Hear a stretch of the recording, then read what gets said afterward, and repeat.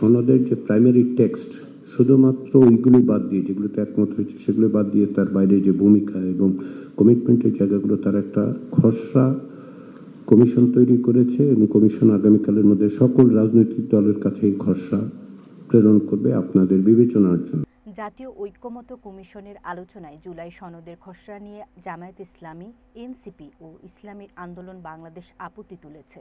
দলগুলোর দাবি, খসড়াকে আইনি কাঠামোর আওতায় এনে বাস্তবায়নের নিশ্চয়তা দিতে হবে, অন্যথায় সংস্কার প্রক্রিয়া অনিশ্চয়তায় পড়বে বলে মনে করছে তারা। বিদ্যমান আর্টিকেল 8-এ যেটা উল্লেখ করা আছে সেটা হচ্ছে পঞ্চদশ সংশোধনীতে গৃহীত অবস্থা।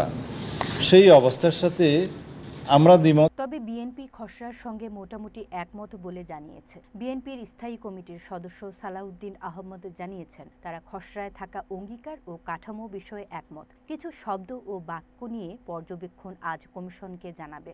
অন্যদিকে জামায়াতের পক্ষ থেকে বলা হয়েছে, খসড়ায় আইনগত ভিত্তি না থাকলে রাজনৈতিক ভবিষ্যৎ হুমকির মুখে পড়বে।